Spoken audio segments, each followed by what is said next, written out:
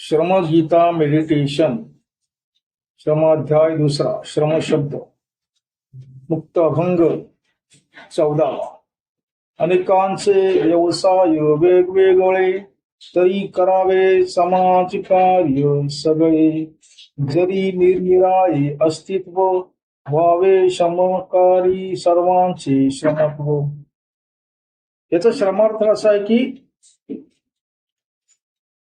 जरी आपण वेगवेगळ्या जाती धर्माचे असलो, आपले व्यवसाय वेगळे असतील, नोकरी आपली वेगळी असेल, अथवा आपण काम जे करतो ते वेगळं असेल, कोणी श्रीमंत असेल, गरीब असेल, कोणी मोठ्या अधिकारी असेल तर त्याला पगार जास्त असेल. शेवटी नोकरी व्यवसाय जरी वेगवेगळे असले आपले तरी आपण माणूस आहोत ही गोष्ट प्रथम ध्यानात ठेवतो आणि त्यानुसार आपण समाजात वावरणार. तुमच्या नोकरीचा माज दाखवून का उपयोग आहे?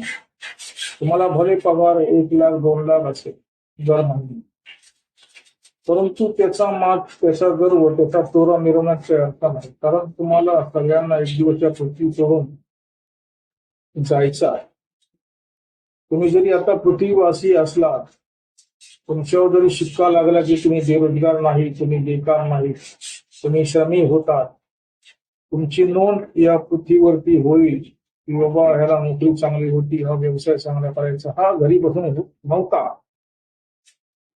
तरी तुम्हाला असा माज यायला नको.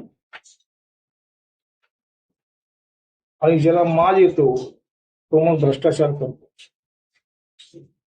त्याला गर्व होतो पैशाचा आणि मग त्याला पैशाची हाव लागते आणि मग तो वेगवेगळे अफरातफर करतो, लोकांना फसवतो. असा श्रमी होण्यापेक्षा तुम्ही या पृथ्वीवर नसलात तर बरं होईल. पण समाज व्यवहारात तुम्ही काम करत असता. खोट्या पैशाने, फसवलेल्या पैशाने किंवा लुबाडलेल्या पैशाने तुम्हाला श्रीमंती आली असेल, परंतु त्याचा तुम्हाला काही उपयोग होणार नाही. तुमच्या 7 पिढ्या बसून खातील एवढा जरी तुम्ही पैसा कमावला तरी एक गोष्ट लक्षात ठेवी की 8वी पिढी तुमची ही गरीब होणारच आहे. 8वी पिढी तुम्हाला शिवायशाप देणारच आहे. म्हणून तुम्ही कितीही पैसे कमावलात तो त्याचा माज आणू नका. 7 पिढ्या बसतील इतका पैसा मी कमावलाय असा गर्व केला तर त्या गर्वाचा घर नेहमी खाली असतो. यासाठी तुम्ही काय करायला पाहिजे की बाबा पैसा इतका मला मिळतो आहे, मी समाजात काम करायला पाहिजे.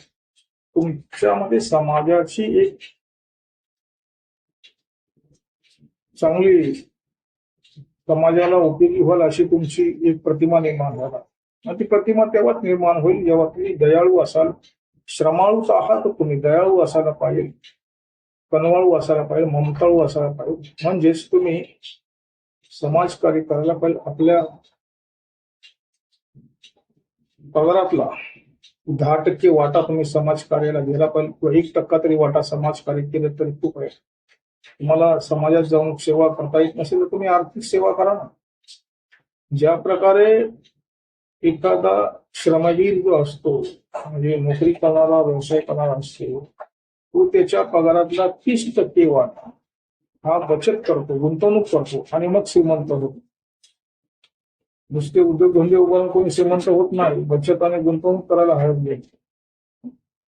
30% गुंतवणूक, 30% बचत जर तुम्ही केली तुमच्या पगारात, तुम्ही काही पगार घ्या, 10,000 घ्या, 1 लाख घ्या, तर तुम्ही साधे भाजी विका, नाहीतर मोठे पोलीस अधिकारी राहा, नाहीतर मोठे IAS ऑफिसर असा किंवा मोठे IPS अधिकारी असा किंवा कलेक्टर असा, तुम्हाला तुमच्या पगारातला 30% वाटा हा दर महिना बचत करायचाच आहे. तुम्ही म्युच्युअल फंडात करा, सोन्यामध्ये करा, बँकेत करा, FD करा, आणखी काही करा, किसान कसं काही ते जर तुम्ही केलं तर तुम्ही जेव्हा रिटायर व्हाल तेव्हा तुम्हाला पैसे मिळतील. त्याच प्रकारे तुम्ही जर समाजकार्य केलं तर तुम्हाला लोक चांगले म्हणतील. तुम्ही म्हणाल की लोक मला चांगले नाही म्हणाल तरी चालेल, मला फक्त पैसा आहे, त्याला काय अर्थ आहे का? नाही. नेपोलियन बोनापार्ट माहितीये का, ज्याने जगावर राज्य केले, तो विक्रमादित्य झाला, परंतु जाताना तो त्याचे हात उघडे होते. तुला शेवटी शेवटी कळलं की आपल्याला जी संपत्ती जमवली आहे ती घेता येत नाही, म्हणून त्यांनी काय दिलं, शेवटची इच्छा अशी सांगितली त्याच्या निकटवर्तीयांना की मी जेव्हा जाईल तेव्हा माझे दोन्ही हात शवपेटीच्या बाहेर उघडे असावे, लोकांना कळेल की मला काही घेता येईल. हे सत्य आहे. सत्य कधीच मिथ्य नसते. मिथ्य काय आहे? पैसा आहे, श्रीमंती आहे. तुम्हाला जोपर्यंत तुम्ही पृथ्वीवर आहात तोपर्यंत तुम्हाला मिळणार आहे. तुम्ही चांगल्या मार्गाने मिळवा, नोकरी करून मिळवा, श्रम करून मिळवा. अनेक दुकानदार आपण जे बघतो ते जरी दुकानं चालवत असले तरी ते लोकांना लुटतात.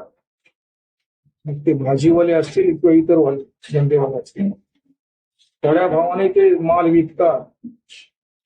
2 रुपये 3 रुपये कमी असेल तर माल देत नाही. नाही तेवढे पैसे द्या आम्हाला.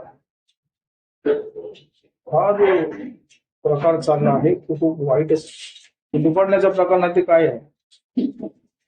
त्या दुकानात कमी भाव आहे, ह्या दुकानात जास्त भाव आहे. तो सांगतो की आमची क्वालिटी चांगली, घरी गेल्यावर समजते क्वालिटी एकदम भेटतात.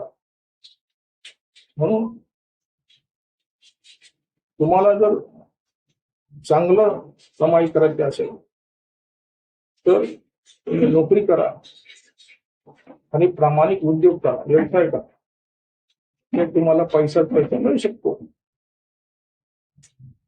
यानंतर जरी तुमचं अस्तित्व वेगळं असलं, तुम्ही मोठे अधिकारी असला, तुमच्याकडे बंगला असला, गाडी असली, तरी श्रमकारी व्हायला पाहिजे तुम्ही आणि सर्वांचं श्रमत्व मान्य करायला पाहिजे की मी जरी मोठा अधिकारी असलो तरी तो शिपाई आहे, तो सफाई कामगार आहे, तो पण मेहनत केली, त्यांनी पण मेहनतीनेच पैसा कमावलेला आहे, जरी त्याचे काम वेगळं असेल. किंवा कचरा वेचक महिला असं सकाळी बघा पहाटे जातात आणि प्लास्टिक जमा करतात, प्लास्टिकच्या पिशव्यांमध्ये. तुमचे किती उपकार आहेत. पावसाळ्यात तुमची गटार चोकअप झाली असते ना, तर तुम्ही उपकार विसरता, त्यांच्याकडे तुच्छतेने नजरेने पाहता. हे चुकीचे आहे तुमचं. सगळ्यांना समान श्रमत्व नजरेने पाहायला पाहिजे. कोणी मोठा नाही काही शकत नाही, कारण श्रमाने प्रत्येकाला मोठं बनण्याची संधी दिलेली आहे. श्रमाने सगळ्यांना श्रीमंत बनण्याची संधी दिली आहे. तुमची जात पात धर्म पाहत नाही, तो तुमचा रंग पाहत नाही, तुमचं राष्ट्रीयत्व सुद्धा पाहत नाही. तुम्ही काही राष्ट्राचे असाल, तुम्ही काही राज्याचे असाल, तुम्हाला समान संधी श्रमाने दिली आहे. पूर्वी असं होतं का? नाही होतं. जो राजाच्या घरात जन्मला तो राजा व्हायचा, गरीबाच्या घरात जन्मला तो गरीब व्हायचा. आता तसं आहे का? आता नाही. म्हणून तुम्ही श्रमाचे उपकार माना आणि श्रमाला शरण जा. आणि श्रमाला शरण गेलात की नक्कीच तुमचं मरण हे लांब जाईल. हे लक्षात ठेवा.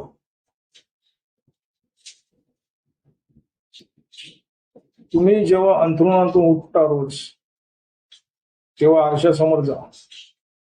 आरशातल्या स्वतःच्या प्रतिमेकडे डोळ्यात डोळे घालून बघा आणि डोळ्यात डोळे घालून बघितल्यानंतर मी म्हणायचं, ब्रह्मांडाला म्हणायचं की ब्रह्मांड, मी मेहनती आहे, मी श्रमाळू आहे, मी सक्षम आहे, मी हुशार आहे, मी पैसेवाला आहे, मी प्रामाणिकपणे नोकरी करतो, मी प्रामाणिकपणे व्यवसाय करतो, मला येणारा पैसा हा चांगला आहे, वाईट मार्गाचा नाही, माझ्याकडे पैसा भरपूर प्रमाणात येतो, मी श्रीमंत आहे, मी श्रीमंत आहे, मी श्रीमंत आहे.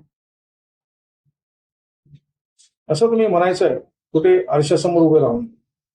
तुमच्या घरातली तुम्हाला हसून दे या नावं ठेवून दे, पैशासाठी तुम्हाला असं करता येईल, तरी तुमच्याकडे पैसा भरपूर प्रमाणात येईल. तुम्हाला प्रमोशन होऊ शकतो, तुमची बढती होऊ शकतो, खाजगी ठिकाणी असेल तर पगार वाढू शकतो, तुम्हाला इन्क्रीमेंट म्हणतो ना, किंवा दुसऱ्या मार्गाने पैसा तुमच्याकडे येऊ शकतो. तुम्हाला अधिक पैसा असेल, हवा असेल तर मी तुम्हाला करायला हरकत नाही, करून बघा तुम्ही. हे टेक्निक आहे पैशाचं, चांगलं आहे.